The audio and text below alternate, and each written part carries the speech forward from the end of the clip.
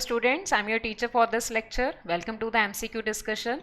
In this lecture, we will discuss the multiple choice question on the topic of human reproduction. So let's start the topic. So first question आप लोगों के पास यहाँ पर आता है, the seminiferous tubules of the testis open into the vasa franchia. Vasa franchia में जो seminiferous tubule open होंगी तो किसके थ्रू होंगी? First of all, seminiferous tubule is the part of the testis which is actually responsible for the sperm formation. That is called the spermatogenesis. Clear? तो seminiferous tubules they actually leads into these tube-like structure which open into a network.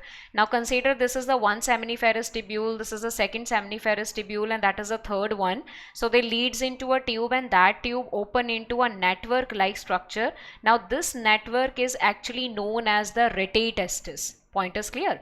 So from the rete testis, number of the short tubule arises which actually join again to form a common duct which is called ejaculatory duct, epididymis, and that is the duct which is commonly known as the epididymis. ठीक है, तो इसमें seminiferous tubules जो हैं वो आगे जाके open करती हैं वासा फ्रेंचिया में, तो ये करती हैं नेटवर्क के थ्रू और इस नेटवर्क को यहाँ पर नाम दिया जाता है रेटे टेस्टिस. Point is clear. तो मान के चलो अगर ये सेमिनिफेरस टिब्यूल्स हैं बेटा, तो जो ये ट्यूब्स निकलती हैं इनको टिब्यूले रेक्टे बोला जाता है. And when the tubuli recti joins together they form a common network which is called the rete testis, and through rete testis the seminiferous tubules opens into the vasa efferentia which are the very short ducts coming out and they again join to form the epididymis. तो first option हमारे पास है vasa deferentia. That is not the correct option because vasa deferentia का मतलब होता है sperm duct. Second option आता है बेटा rete testis. Now that is the correct option. C आपके पास आता है एपिडिडिमस. एपिडिडिमस में नहीं खुल सकते बिकॉज एपिडिडिमस पार्ट जो है वो वासा फ्रेंचिया के बाद आता है, तो ये भी आपके पास नहीं है. डी आपके पास है जैक्यूलेटरी डक्ट, एंड एजैक्यूलेटरी डक्ट जो है वो बाद में बनती है. It is formed by the joining of the sperm duct with the duct of the seminal vesicle. तो फर्स्ट का जो करेक्ट ऑप्शन आप लोगों के पास बनेगा that will be the option B, that include rete testis. Second question आप लोगों के पास आता है which of the following depict the correct pathway for the transport of the sperm. Sperm जैसे ही बनते हैं सेमिनिफेरस टिब्यूल से निकलते हैं तो उनका जो पाथवे है ट्रांसपोर्टेशन का वो क्या है आपके पास. तो सबसे पहले कंसीडर करो बेटा आपके पास सेमिनिफेरस टिब्यूल है जहाँ पर स्पर्म का फॉर्मेशन होगा. जैसे स्पर्म यहाँ से बनेंगे, बनते ही वो निकल जाते हैं नेटवर्क में which is called the rete testis. Rete testis आगे जाके खुलता है वासा फ्रेंचिया में which are the short ducts coming out from the rete testis. Vasa franchia आगे जाके खुलते हैं आपके पार्ट में which is called the epididymis. Clear? That is a very long part of the testis. Epididymis आगे जाके open करता है वास डिफरेंस में जिसको कॉमनली नाम दिया जाता है स्पर्म डक्ट का, और वास डिफरेंस से अल्टीमेटली वो जाता है इजैक्यूलेटरी डक्ट में. और जो वासाई फ्रेंचिया हैं इनको बेटा इफ्रेंट डक्ट्यूल्स का नाम भी दिया जाता है. So another name is efferent ductule. Now that is a route for the movement of the sperm and it is very important. इसके ऊपर लगातार क्वेश्चन ज़रूर पूछे जाते हैं. तो सबसे पहला तो देखो पाथवे में आता है रेटे टेस्टिस. रेटे टेस्टिस के बाद आना चाहिए vasa efferentia which is called efferent ductule. तो अगर हम फर्स्ट ऑप्शन देखें तो इसमें रेटे टेस्टिस है, इफ्रेंट डक्ट्यूल्स हैं, एपिडिडिमस है, वास डिफरेंस है. सेकेंड ऑप्शन अगर आप चेक करो तो रेटे टेस्टिस के बाद सीधा इन्होंने एपिडिडिमस लिख दिया. Now that is not a correct option क्योंकि एपिडिडिमस बाद में बनता है, तो बी आपके पास हो गया रॉन्ग. सी ऑप्शन अगर आप चेक करो तो रेटे टेस्टिस के बाद वो डायरेक्टली ओपन हो रहा है वास डिफरेंस में, जो कि पॉसिबल नहीं है क्योंकि वास डिफरेंस बाद में बनता है. तो अगेन ये रूट आपके पास इनकरेक्ट है. डी ऑप्शन में इफ्रेंट डक्ट्यूल पहले है और रेटे टेस्टिस बाद में है, जो वैसे ही आपके पास एक गलत पाथवे है.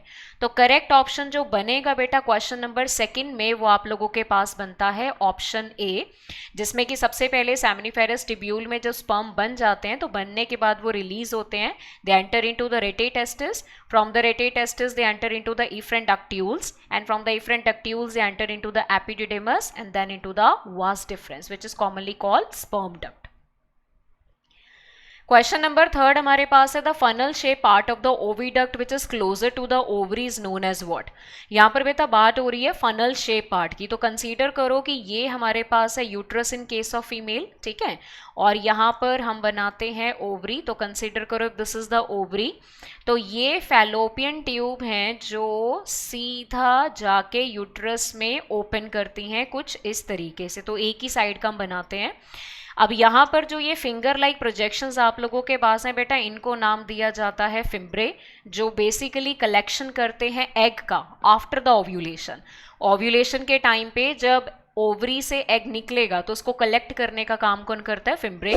और उसके ऊपर जो ये पार्ट आपको नजर आता है which is the funnel shape part, that part is basically called infundibulum. इसको इनफंडिबुलम बोला जाता है, जिसमें फाइनली वो एग जो है वो एंटर करेगा। तो फनल शेप पार्ट है ओविडक्ट का जो कि ओवरी के बहुत नज़दीक है, तो उसमें एक ऑप्शन आपको दिया है first fimbriae which is not funnel shape, it is basically finger like, तो ये इनकरेक्ट है। सेकंड आप लोगों के पास इसमें बी ऑप्शन आप लोगों को दिया है, बी ऑप्शन आपके पास आता है infundibulum. Infundibulum is basically the funnel shape part, that is correct option. C आपके पास है ampulla. Ampulla is basically this part बेटा, जो ये लॉन्ग पार्ट फैलोपियन ट्यूब का आपको नजर आ रहा है ना, this is known as the ampulla, so it is not funnel shape, तो ये भी आपका ऑप्शन से गया। इस्थमस बोला जाता है ये जो लास्ट टर्मिनल पार्ट है जिसके बाद फैलोपियन ट्यूब अल्टीमेटली ओपन कर जाता है यूट्रस में, तो ये भी आपके पास नहीं है। तो अगर पूछा गया फनल शेप पार्ट कौन सा है which is closer to the ovary, तो करेक्ट ऑप्शन आपके पास आता है इनफंडिबुलम। तो थर्ड का जो बेटा करेक्ट ऑप्शन बनेगा that will be the B option, ठीक है। देन क्वेश्चन नंबर 4 हमारे पास है the main function of the fimbriae of the fallopian tube. अभी मैंने आपको बताया कि जो फैलोपियन ट्यूब में ये जो फिंगर लाइक प्रोजेक्शंस हैं, इनका मेन काम रहता है ओवम का कलेक्शन करना eight the time of ovulation. Ovulation के टाइम पे जो ओवम निकलता है ओवरी से, उसको पकड़ने का जो काम है वो करती है finger like projection which are called fimbriae. तो फर्स्ट ऑप्शन आपके पास है help in the development of the ovary, जो कि इनकरेक्ट है। Help in the collection of the ovum after the fertilisation, that is correct option. Help in the development of the ovum, now that is not correct option. Help in the fertilisation, fertilisation जो होती है वैसे भी ampulla में होगा, not in case of the fimbriae. तो fourth में जो करेक्ट ऑप्शन आप लोगों के पास बनता है that will be the B option, कि जो फिम्ब्रे है वो ओवम यानी कि एग के कलेक्शन में हेल्प करेंगे at the time of ovulation, okay. Then next question हमारे पास आता है बेटा question number 5, choose the incorrect pair. Incorrect pair आपने बताना है, तो देखो सबसे पहले आप लोगों के पास आता है finger like projection. Finger like projection की बात करें तो उसके सामने लिखा है फिम्ब्रे, जो बिल्कुल क्लियर है, जो कि डेफिनेटली एग को कलेक्ट करेंगे।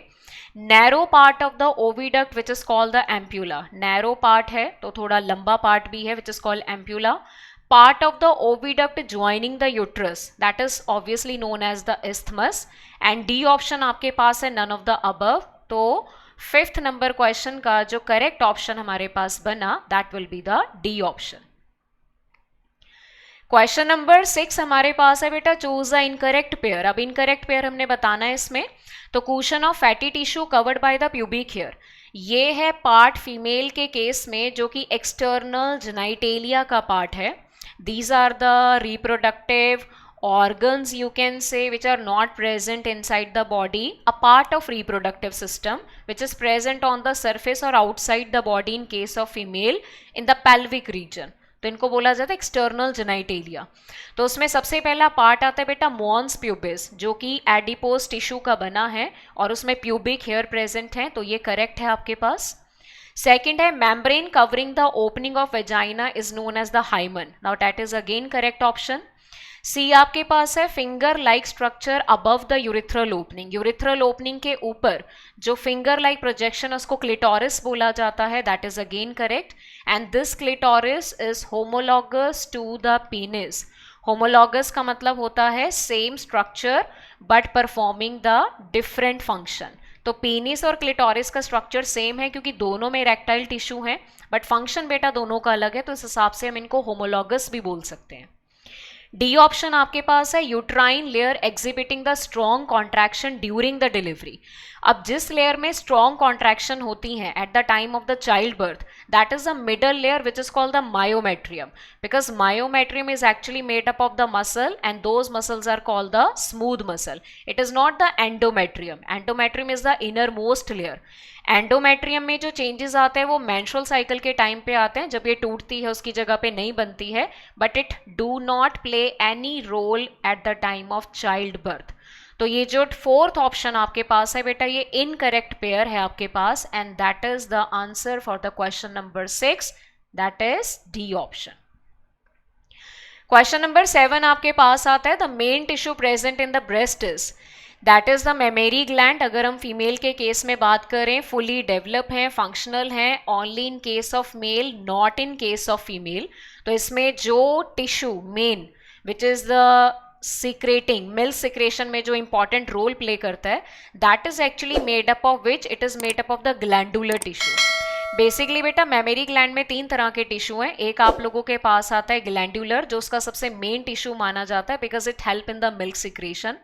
सेकेंड आप लोगों के पास आता है adipose tissue which consist of fat and that provide the structural support to the mammary gland. Third हमारे पास आता है fibrous tissue which is again a type of the connective tissue which again provide the strength and the support and maintain the shape. तो सबसे important जो tissue है mammary gland में which is playing a very important role in the function also, that is basically the glandular tissue. तो first option आप लोगों के पास है करेक्ट। बी ऑप्शन में स्क्वामस नहीं है, सिलिएटेड भी गलत है, एपिथेलियम भी गलत है। तो 7th का जो करेक्ट ऑप्शन बनेगा that will be the A option, glandular tissue. Number 8 question हमारे पास आता है बेटा spermiogenesis. Now spermiogenesis is the most important process in case of the male reproductive system. So when you look at the spermiogenesis, spermiogenesis का एक और term है जो हम यूज करते हैं, that is called the spermateleosis. तो व्हाट इज स्पर्मियोजेनेसिस और द स्पर्मेटिलियोसिस? इसका मतलब है कि जो हमारे पास स्पर्मेटोजेनेसिस के टाइम पे स्पर्मेटिड्स बनेंगे, तो ये जो स्पर्मेटिड्स होते हैं ये बेसिकली होते हैं haploid, but these are non motile. तो हमें इनको कन्वर्ट करना है बेटा मोटाइल फॉर्म में, और मोटाइल फॉर्म को नाम दिया जाता है स्पर्म, और you can say the spermatozoa which are basically haploid and these are said to be motile in nature. तो जब स्पर्मेटिड का स्पर्म में कन्वर्जन होगा तो process is known as what, spermiogenesis, और you can say the spermateleosis. तो first option बेटा आपके पास आता है spermatid transformed into the spermatozoa which is correct. Second option है स्पर्मेटोजोआ ट्रांसफॉर्म्ड इनटू स्पर्मेटिड, जो कि गलत है। Spermatozoa transformed into spermatocyte, again wrong. Spermatid into secondary spermatocyte, again wrong. Basically spermiogenesis उसको बोला जाता है जिस प्रोसेस में स्पर्मेटिड कन्वर्ट होंगे स्पर्म्स यानी कि spermatozoa which are basically the motile form. तो 8 नंबर क्वेश्चन का जो करेक्ट ऑप्शन हमारे पास बनेगा that will be the A option. Then question number 9 हमारे पास आता है बेटा स्क्रीन पे, what is the correct sequence of the sperm formation. और ये क्वेश्चन आपका नीट 2013 में आ चुका है। स्पर्म फॉर्मेशन के लिए जो करेक्ट सीक्वेंस आप लोगों के पास है, सीक्वेंस आप ध्यान से देख लो जरा। सबसे पहले हमारे पास आते हैं बेटा male germ cell. Male germ cell को नाम दिया जाता है स्पर्मेटोगोनिया, क्लियर। अब इनका जो नेचर होता है वो डिप्लॉयड होता है, डबल सेट है, तो 2n से हम इसको रिप्रेजेंट करेंगे। Spermatogonia now convert into the primary spermatocyte. तो जब ये प्राइमरी स्पर्मेटोसाइट में कन्वर्ट होंगे तो सिर्फ इसमें ग्रोथ फेस है, कोई डिवीजन नहीं होता। अगेन नंबर ऑफ क्रोमोसोम आपका सेम रहेगा, that is 2n condition. Primary then converts into the secondary spermatocyte.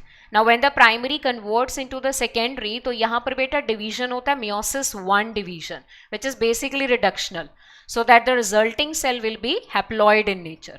Then secondary spermatocyte finally converts into the spermatid by the division meiosis 2, so that the number of chromosomes remains to be same. And finally the spermatid will be convert into the sperms, or you can say the spermatozoa. तो correct sequence अब आपको पता लग चुका है, तो option में check कर लेते हैं जल्दी से। सबसे पहले तो आप वो ऑप्शन पिक करो जहां पर बेटा स्टार्टिंग में स्पर्मेटोगोनिया है, because that is a diploid male germ cell. तो देखो फर्स्ट ऑप्शन एक्सक्लूड कर दो आप लोग, ठीक है। सेकंड ऑप्शन में है स्पर्मेटोगोनिया, उसके साथ है स्पर्मेटोसाइट, फिर आता है स्पर्मेटोजोआ। तो सीक्वेंस में स्पर्मेटोजोआ बाद में बनते हैं, स्पर्मेटिड पहले बनते हैं, तो ये ऑप्शन भी आपका हो गया incorrect. Then spermatogonia, then spermatozoa, spermatocyte and spermatid, ये ऑप्शन भी आपके पास गलत हो गया, ठीक है, क्योंकि स्पर्मेटोजोआ पहले बन गया है। डी ऑप्शन है spermatogonia, then spermatocyte, then spermatid, और उसके बाद फाइनली क्या बनता है, sperm, that is a spermatozoa. तो करेक्ट ऑप्शन जो बनेगा क्वेश्चन नंबर 9 के लिए, that will be the D option. Then you have the question number 10 beta, given the name of the two hormones that is A and B in the figure given below. तो ये अगर आप यहाँ पर देखो, this figure is related with the male reproductive system, especially the hormonal control of the male reproductive system. Point is clear? So when you look at the A का target है Leydig cell. So as you know Leydig cell को male के case में बेटा interstitial cell भी बोला जाता है, because these are present in the interstitial spaces. Clear? तो लेडिक सेल के ऊपर जो हार्मोन एक्ट करेगा वो LH है, और इसको मेल में ICSH का नाम भी दिया जाता है। What is ICSH? Interstitial cell stimulating hormone, क्योंकि इसका टारगेट ही इंटरस्टिशियल सेल्स है। तो LH जाके एक्ट करता है लेडिक सेल के ऊपर, लेडिक सेल सिक्रेट करते हैं the most important hormone that is called the androgen, और इसका जो कॉमन एग्जाम्पल हम मेल के केस में पढ़ते हैं वो क्या है, testosterone, which is the male sex hormone. Clear? Now testosterone stimulate the process and that process is called spermatogenesis. तो आप आराम से अपना ऑप्शन फिल कर सकते हो, ए आपके पास है LH, बी आपके पास है एंड्रोजन, तो करेक्ट ऑप्शन जो बनेगा that will be the B option. तो नंबर 10 क्वेश्चन में जो सही ऑप्शन हमारे पास है बेटा वो सेकंड है, बी ऑप्शन, बिकॉज बाकियों में जो हार्मोन्स के नाम है वो गलत दिए हैं। देन क्वेश्चन नंबर 11 पे चलते हैं। क्वेश्चन नंबर 11 पे हमारे पास है बेटा choose the incorrect pair. Incorrect pair आपने बताना है। तो देखो सबसे पहला हमें दिया है एक्रोजोम। एक्रोजोम के सामने लिखा है enzyme field cap structure on the sperm head. Now that is correct. When you look at the diagram of the sperm, this is considered acrosome. ये आप मानो कि आपके पास न्यूक्लियस है, they are covered by the plasma membrane. Clear? फिर एक short neck आप लोगों के पास है, then you have the middle piece and then this part is known as the tail. तो ये जो आगे वाला बेटा triangular part है, it contain the enzyme which is required for the dissolving of membrane around the egg. तो that is the part which is called acrosome and it is clear. Second है middle piece. Middle piece is this portion.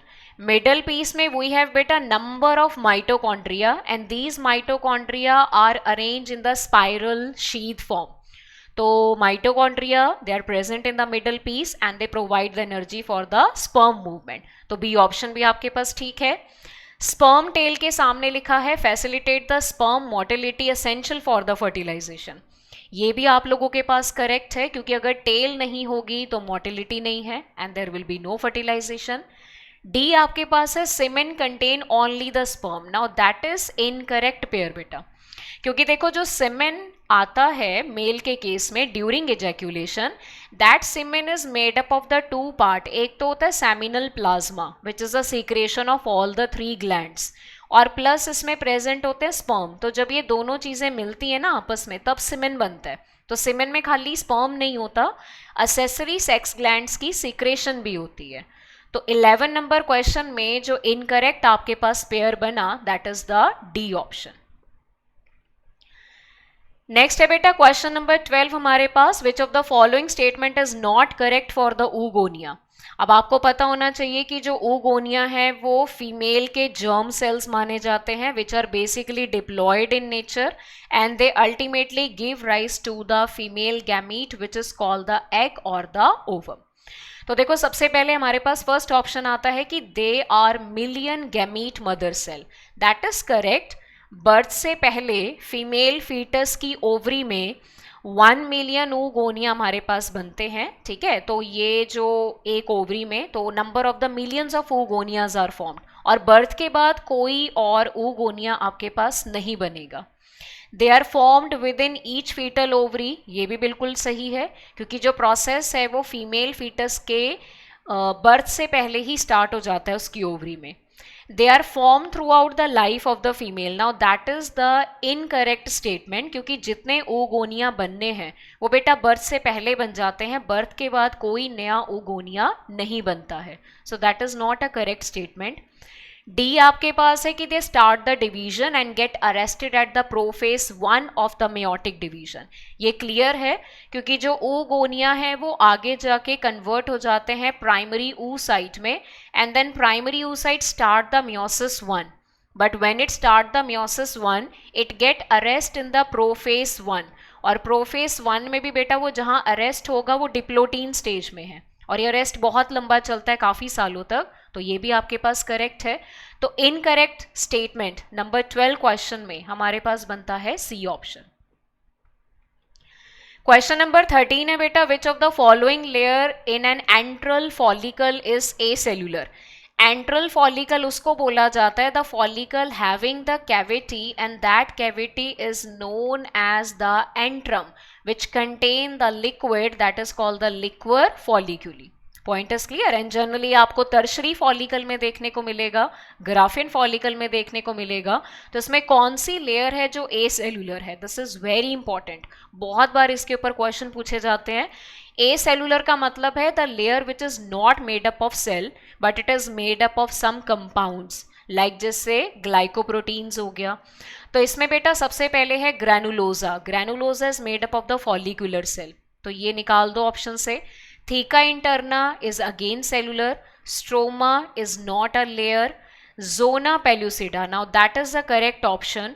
Zona pellucida is non-cellular or acellular because it is not made up of cell, it is made up of glycoprotein.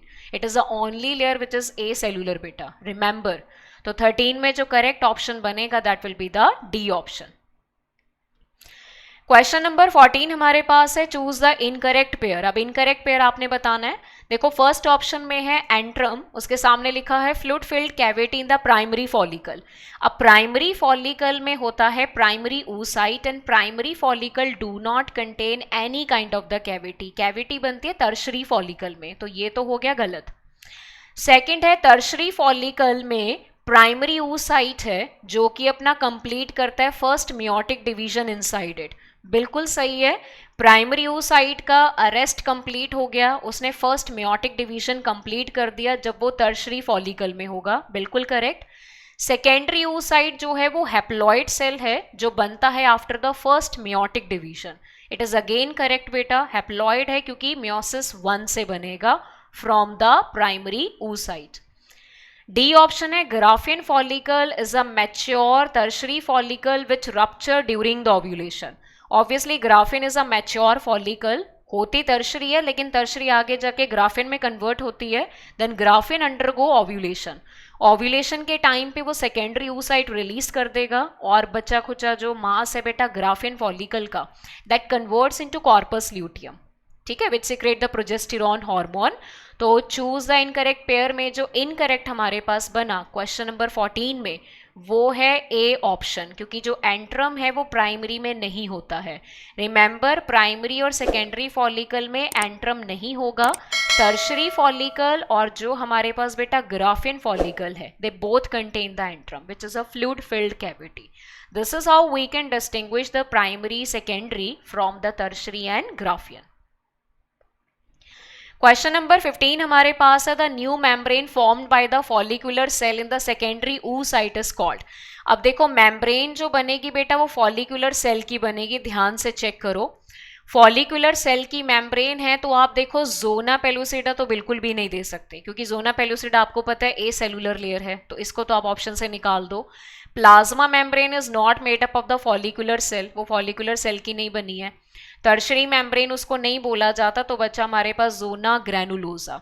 ग्रैनुलोजा cell की जो layer होती है ना, मतलब जो ग्रैनुलोजा layer है जो हमें सेकेंडरी oocyte के आसपास देखने को मिलती है, it is made up of the follicular cell. तो 15 में जो करेक्ट ऑप्शन बनेगा that will be the A option. Question number 16 आता है बेटा, at which stage of the development the ovum is release from the ovary of the human female.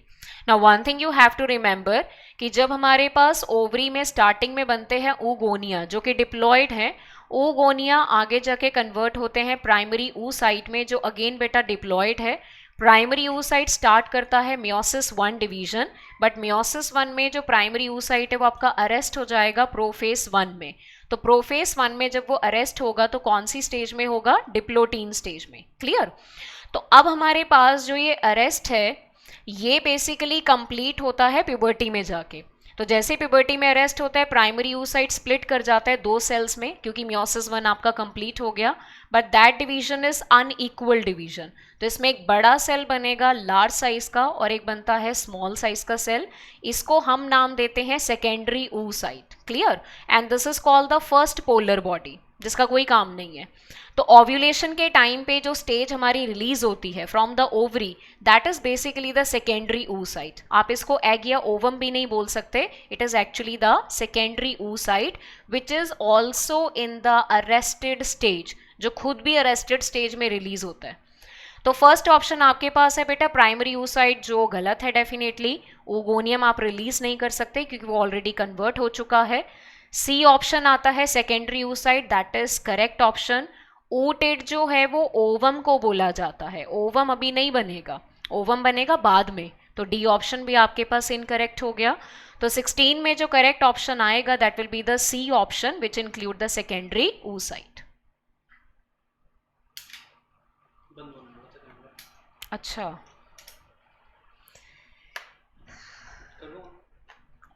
या pause लेना थोड़ा? नहीं कर दो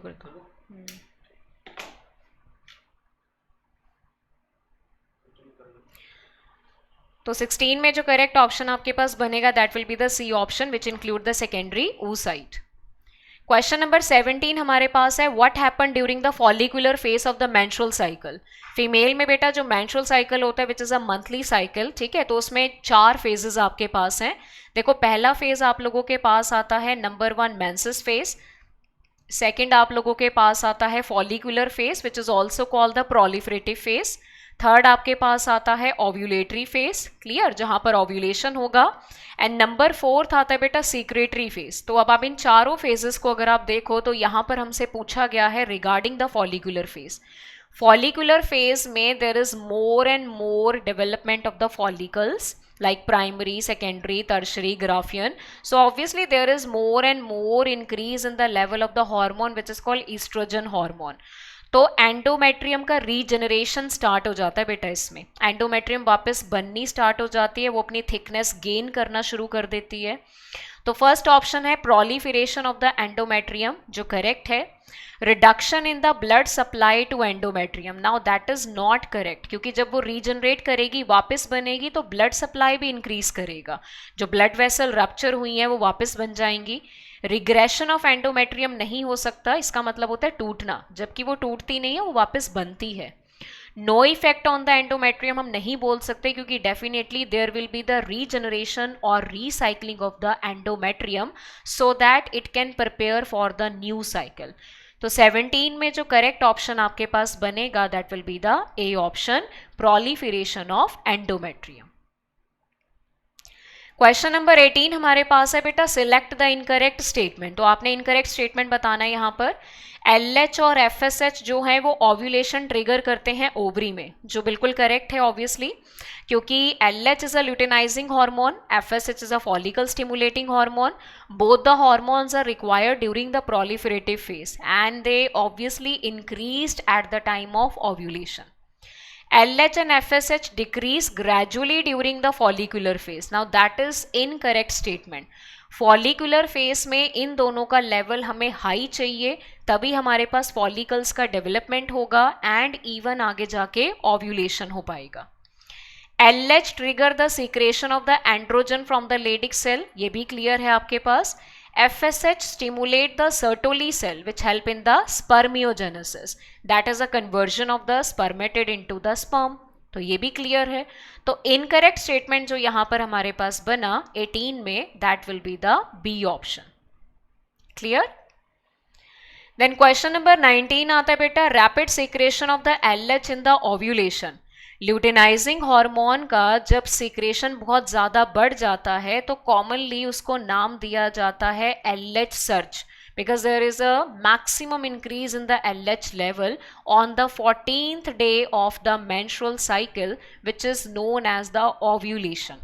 That is a release of secondary oocyte.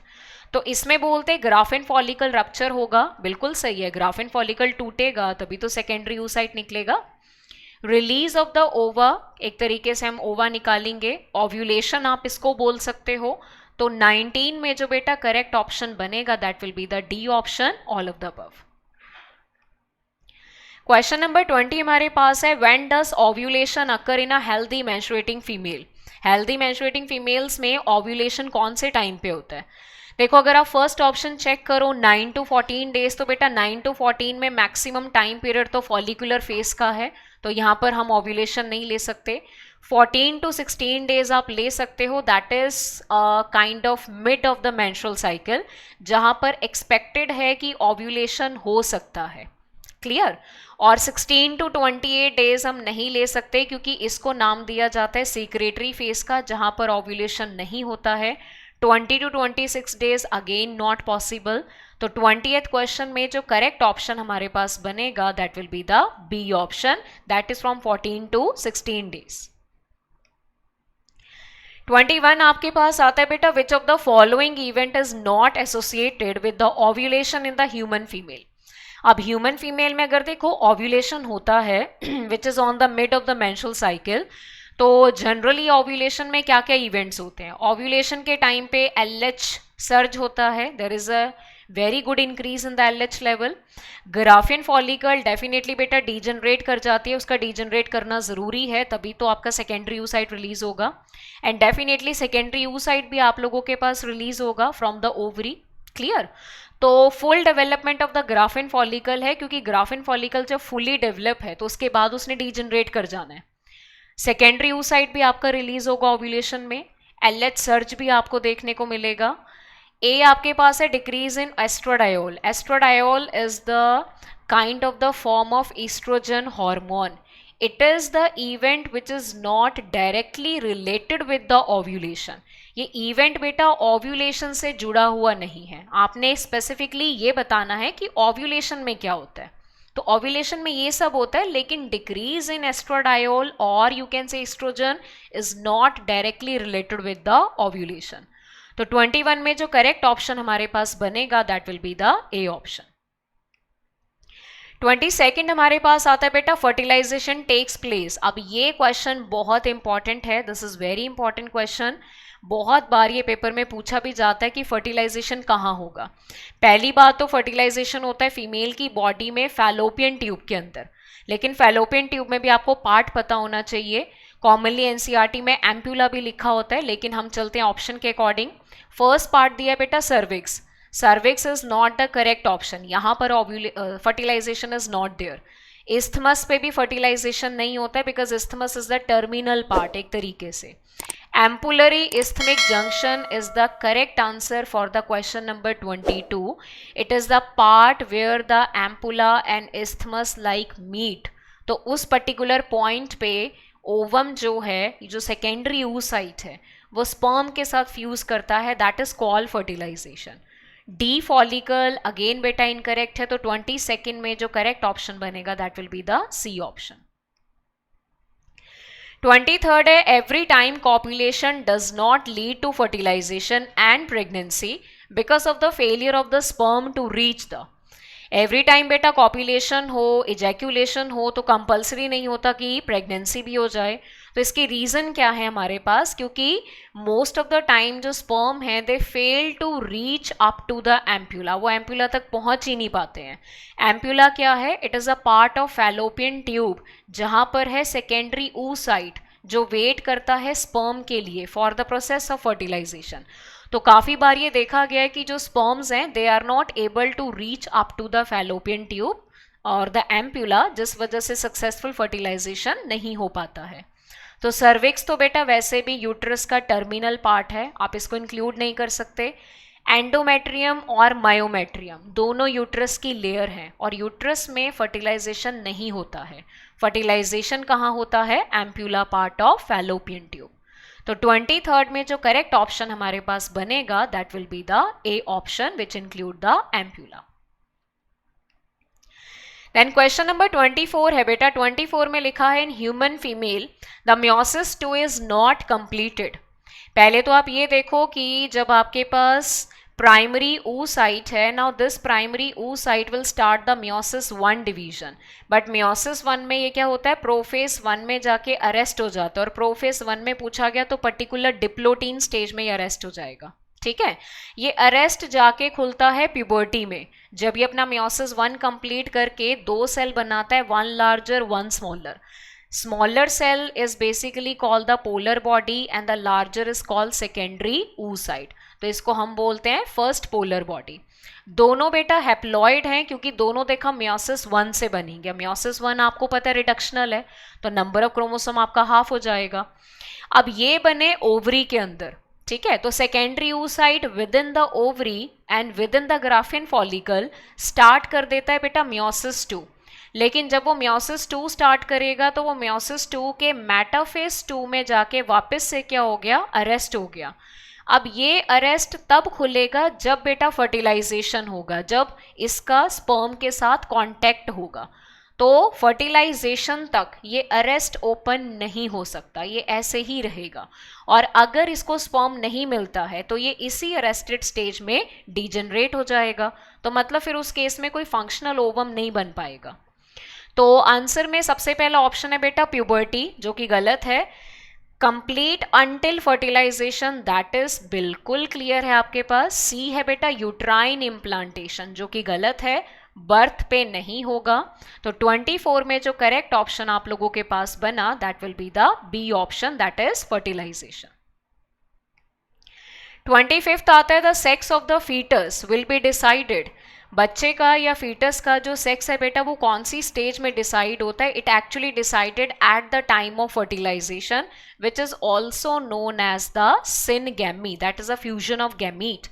अब इसमें भी देखो, अगर हम फीमेल की बात करें तो फीमेल है XX, मेल हमारे पास है XY। तो अगर फीमेल एग बनाएगी तो सेम टाइप के एग बनाएगी, लेकिन अगर मेल स्पर्म बनाएगा तो 2 तरह के बनाएगा। 50% जो स्पर्म है वो एक्स कंटेनिंग है, जिनको हम नाम देते हैं गाइनोस्पर्म, क्लियर।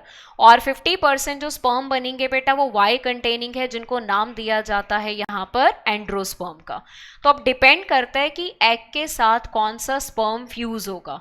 अगर तो एक्स कंटेनिंग फ्यूज हुआ तो फीमेल फीटस है, और अगर वाई कंटेनिंग हुआ तो डेफिनेटली मेल फीटस है। तो सेक्स जो है बच्चे का वो डिसाइड होगा at the time of fertilisation by the male gamete. तो फर्स्ट ऑप्शन करेक्ट है बेटा।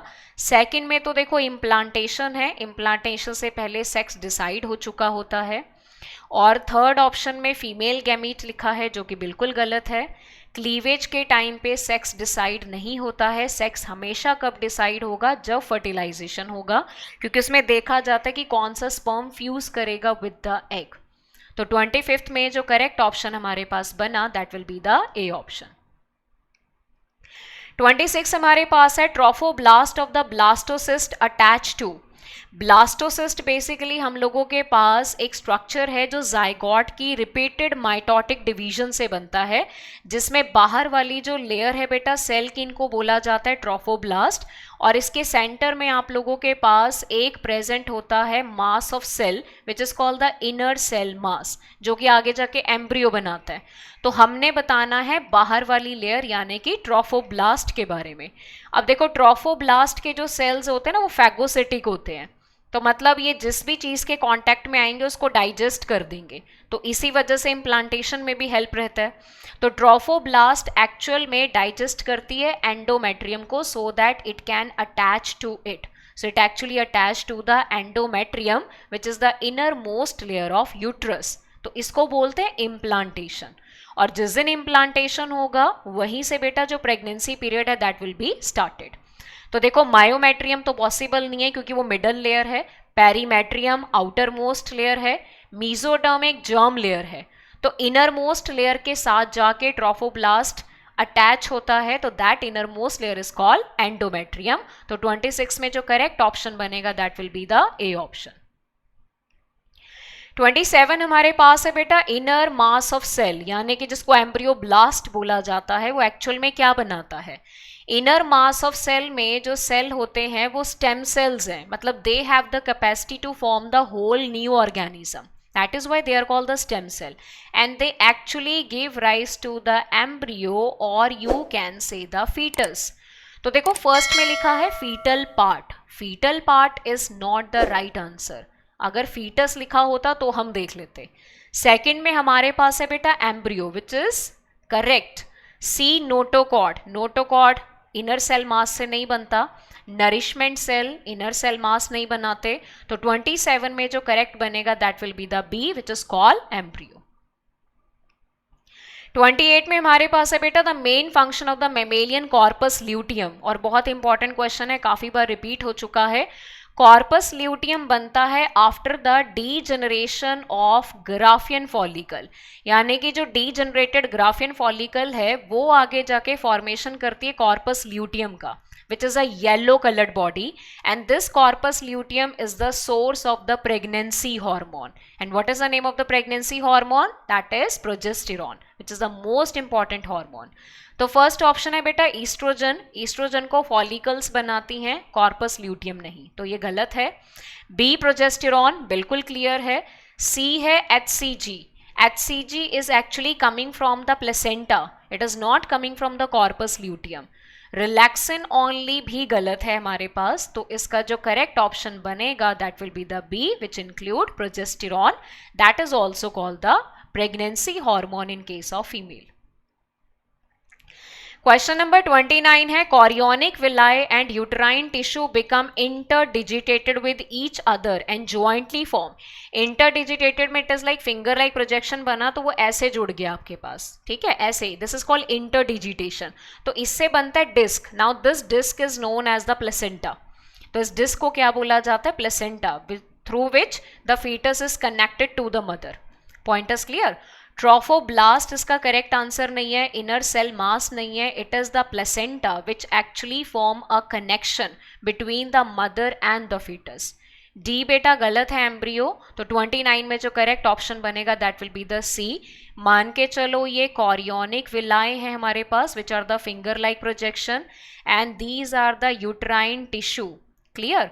तो ये इस तरीके से फिट हो जाते हैं क्रिप्ट्स में जाके. जो ये फिंगर लाइक प्रोजेक्शन है ना विलाए, ये क्रिप्ट्स में जाके फिट हो जाते हैं. So they form a disc like structure which is called placenta. तो करेक्ट ऑप्शन बना सी ऑप्शन.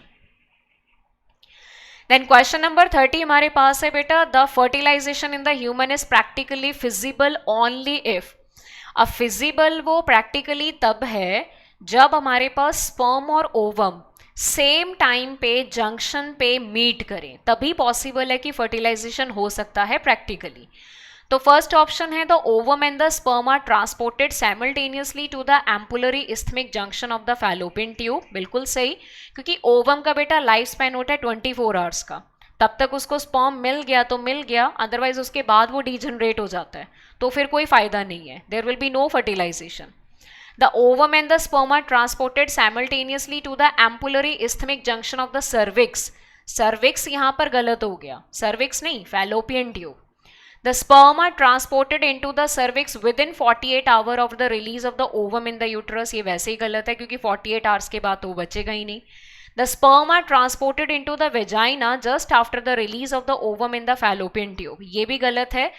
Simultaneously दोनों का इंट्रोडक्शन होना चाहिए, ट्रांसपोर्टेशन होना चाहिए एम्पुलरी इस्थमिक जंक्शन में, तभी फिजिबल है कि फर्टिलाइजेशन हो सकता है. तो 30th में जो करेक्ट ऑप्शन बनेगा that will be the A option. 31st आता है बेटा identify the correct statement for the placenta. अब देखो प्लेसेंटा में फर्स्ट स्टेटमेंट आप लोगों के पास है it facilitate the supply of the oxygen and the nutrients to the embryo, जो कि बिल्कुल करेक्ट है. It is connected to the embryo through the umbilical cord, ये भी क्लियर है. सपोज करो ये डिस्क है आप लोगों के पास, तो इस डिस्क से ये कॉर्ड निकलती है जिसके साथ एम्ब्रियो यानी कि जो फीटस है, जो बेबी है बेटा, वो कनेक्टेड होता है. This is called umbilical cord, जिसमें umbilical artery and umbilical vein है which actually contain the foetal blood. Third option है remove the carbon dioxide and excretory material which is produced by the embryo, वो भी बिल्कुल clear है. D option आपके पास है ऑल ऑफ द अबव. तो 31st में जो करेक्ट ऑप्शन बनेगा that will be the D option. 32nd आता है बेटा, relaxin hormone is secreted by. First option है प्लेसेंटा, सेकंड ऑप्शन है ओवरी, थर्ड ऑप्शन है interior lobe of pituitary and D option है पोस्टीरियर लोब ऑफ पिट्यूटरी। तो placenta जो है वो रिलैक्सिन को सिक्रेट करता है और रिलैक्सिन का सबसे इंपॉर्टेंट रोल रहता है at the time of child birth. It help in the dilation of the pubic symphysis, जिसकी वजह से सर्विकल ओपनिंग डायलेट हो जाती है to form the birth canal. तो बच्चे का पास होना बहुत ईजी रहता है उसमें। तो करेक्ट ऑप्शन 32 में हमारे पास बनता है A option. Several hormones like HCG, HPL, estrogen, progesterone are produced by। अब इसमें से जो HCG है वो ह्यूमन कॉरियोनिक गोनाडोट्रोफिन है जो सिर्फ बेटा प्रेगनेंसी में ही रिलीज होता है। HPL ह्यूमन प्लेसेंटल लैक्टोजन जो अगेन ड्यूरिंग प्रेगनेंसी होगा, और नाम में बेटा प्लेसेंटल वर्ड आया है तो क्लियर है they are coming from the placenta. Point is clear. तो A ovary is incorrect, C fallopian tube incorrect, D pituitary gland is incorrect. तो करेक्ट ऑप्शन जो बनेगा 33 में that will be the B option which is placenta. 34 हमारे पास है, soon after the implantation जो inner cell mass है वो आगे जाके डिफ्रेंशिएट हो जाता है बेटा 3 जर्म लेयर्स में, और इस प्रोसेस को कॉमनली नाम दिया जाता है गैस्ट्रुलेशन, जो कि एक तरीके से मॉर्फोजेनेटिक मूवमेंट्स होती हैं सेल की that help in the formation of the 3 germ layers. तो वो 3 जर्म लेयर्स आपके पास कौन कौन सी हैं? एक जो है एक्टो, एक्टो का मतलब होता है आउटर, सो एक्टोडर्म बनती है बाहर, it is the outer most layer. फिर आती है मीजो, मीजो मीन्स मिड, तो मीजोडर्म हमारे पास है मिडल। देन आती है एंडो, एंडो का मतलब होता है अंदर, तो इनर मोस्ट लेयर हम लोगों के पास कौन सी हो गई? एंडोडर्म। तो आउटर ए इज एक्टो, ठीक है, middle B is meso and inner C is endo. तो करेक्ट ऑप्शन जो बनेगा that will be the B option, because बाकियों में बेटा करेक्ट नहीं है हमारे पास। तो 34 में सही आंसर हुआ बी ऑप्शन। 35 हमारे पास आता है, identify the correct statement on the inhibin. देखो नाम का मतलब समझो, इनिबिन है तो वो इनिबिट करेगा, किसी चीज को प्रमोट नहीं करेगा, स्टिमुलेट नहीं करेगा, रोकने का काम करेगा, इनिबिट, तभी तो नाम उसका इनिबिन है। और इसका मेन टारगेट है एफएसएच। ऑलवेज रिमेंबर इनिबिन का बेटा टारगेट क्या है? एफएसएच, एलएच नहीं होता, एफएसएच होता है। It actually inhibit the secretion of the follicle stimulating hormone. तो अब आप ऑप्शन में ये ढूंढो कि कहां पर इनिबिशन ऑफ एफएसएच लिखा है। देखो बी ऑप्शन में देखो, inhibit the secretion of LH, गलत। Inhibit the secretion of LH, फिर से गलत। Inhibit the secretion of LH, FSH and prolactin, फिर से गलत। तो बचा क्या ऑप्शन? वेरी सिंपल, बाकी आप एक्सक्लूड कर दो तो आपके पास ए बचेगा, जिसमें क्लियर कट है कि it is coming from the granulosa cell in the ovary, अगर हम फीमेल की बात करें, and it inhibit the secretion of the FSH. Same तरीके से बेटा ये मेल में भी निकलता है, लेकिन मेल में it is coming from the Sertoli cell which are basically the nerve cell inside the testis. तो 35th में करेक्ट ऑप्शन बना आपके पास ए ऑप्शन। 36 आता है, signal for the parturition obtain from, parturition means child birth, तो child birth के लिए signal आते हैं when the placenta is fully developed and when the foetus is fully grown, then it will initiate the neuro endocrine mechanism that causes the child birth. तो एक option हमारे पास है both placenta as well as the fully developed foetus, जो कि बिल्कुल correct है। Second हमारे पास है बेटा oxytocin coming from the maternal pituitary, जो कि गलत है बिल्कुल। प्लेसेंटा ओनली गलत है, फुली डेवलप्ड फीटस ओनली गलत है, ओनली गलत है यहाँ पर। मैं ये नहीं कहती कि प्लेसेंटा गलत है या फीटस गलत है, यहाँ पर only word is wrong because it is coming from both, both, clear. तो यहाँ पर हमारे पास जो सिग्नल आएंगे वो दोनों से आएंगे, placenta as well as the fully developed foetus. तो 36 का जो करेक्ट ऑप्शन बनेगा that will be the A option, clear. Then next हमारे पास आता है बेटा question number 37, which one of the following is not the function of the placenta. कौन सा फंक्शन प्लेसेंटा का नहीं है? तो देखो सबसे पहले है facilitate the supply of the oxygen and the nutrient, बिल्कुल क्लियर। सीक्रेट एस्ट्रोजन, ये भी क्लियर है। Facilitate the removal of the carbon dioxide and the waste material, बिल्कुल क्लियर। डी ऑप्शन है secrete the oxytocin during the parturition. अब ये placenta का function नहीं है, बिकॉज बेटा oxytocin is actually coming from the maternal pituitary gland. Mother का जो पिट्यूटरी ग्लैंड है वहां से ऑक्सीटोसिन आएगा, it is not coming from the placenta. तो 37 में जो करेक्ट ऑप्शन बनेगा that will be the D option. Then हमारे पास आता है question number 38, select the correct option describing the gonadotropin activity in a normal pregnant female. एक normal pregnant female में हमने गोनाडोट्रोपिन एक्टिविटी के बारे में बताना है। तो सबसे पहले देखो, अगर कोई फीमेल बेटा प्रेग्नेंट है तो डेफिनेटली उसके ब्लड में GCH, that is the hormone which is basically called the human chorionic gonadotropin which is called HCG, इसका लेवल डेफिनेटली बहुत हाई होगा बिकॉज प्रेगनेंसी है और ये प्रेगनेंसी हार्मोन है। तो फर्स्ट ऑप्शन में लिखा है high level of LH and FSH, जो नहीं है।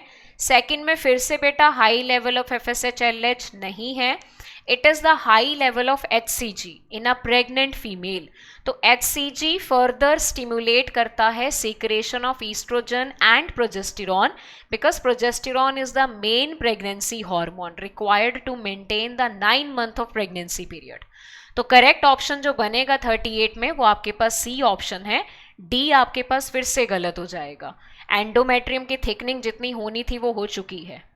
क्लियर? तो 38 में करेक्ट ऑप्शन बना सी ऑप्शन। 39 है spot the odd one out from the following structure with reference to the male reproductive system. तो देखो rete testis male reproductive system का पार्ट है, एपिडिडिमस मेल रिप्रोडक्टिव सिस्टम का part है, vasa फ्रेंचिया भी है, लेकिन इस्थमस जो है बेटा वो फीमेल रिप्रोडक्टिव सिस्टम का पार्ट है, नॉट द मेल। तो ऑड वन जो बना वो डी बना 39 में। तो correct option is the D option.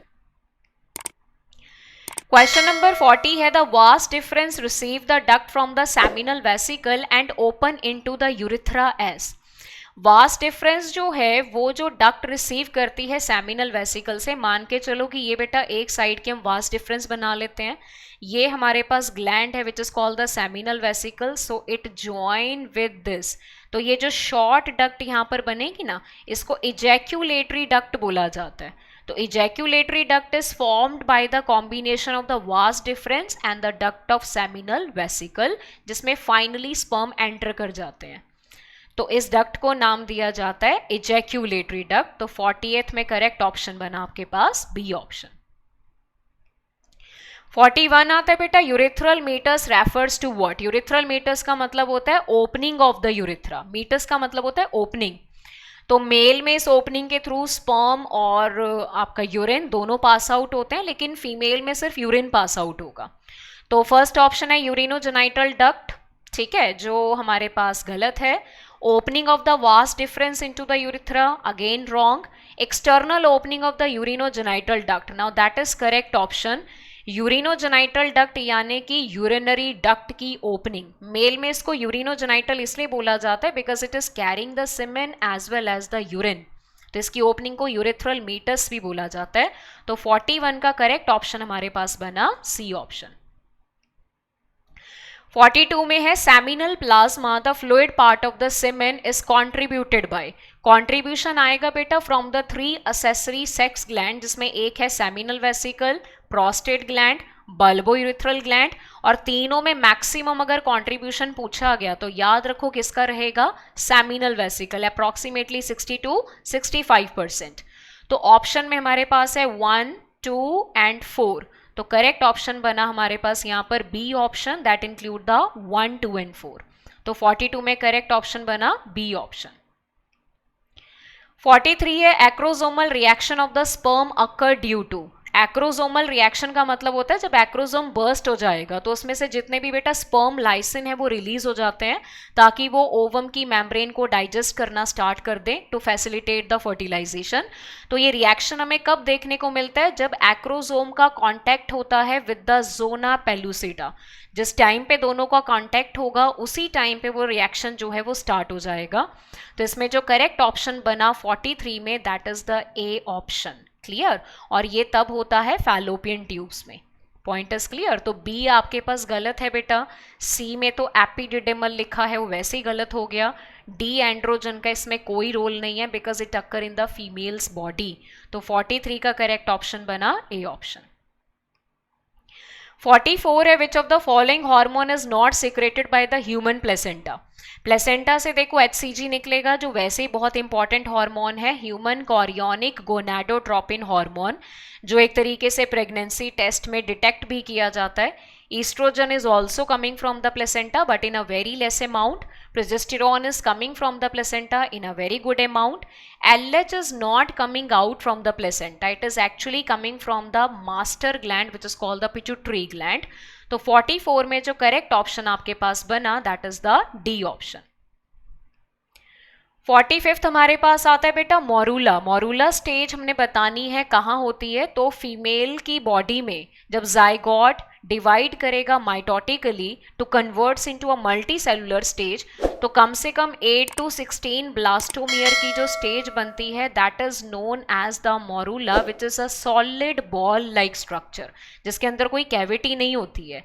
ठीक है, तो उसको मोरूला बोला जाता है। It is the stage between the zygote and the blastocyst, क्योंकि जाइगोट कन्वर्ट होता है बेटा मोरूला में एंड देन मोरूला कन्वर्ट होता है ब्लास्टुला में which is also called blastocyst.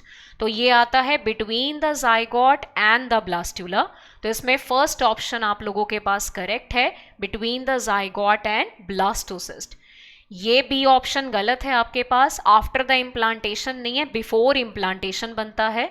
और डी ऑप्शन भी गलत है, it is not between the implantation and parturition, it is before the implantation. तो यहाँ पर 45 नंबर क्वेश्चन में जो करेक्ट ऑप्शन आपके पास बना that is the A option. That means कि जो मोरूला है वो डेवलपमेंटल स्टेज है बेटा between the zygote and the blastula which is also called the blastocyst. Clear? So that's all for this lecture. This lecture include all the previous year questions and the another questions which are practice for the human reproduction. Hope you are enjoying the benefits of our lecture. Thank you and bye bye.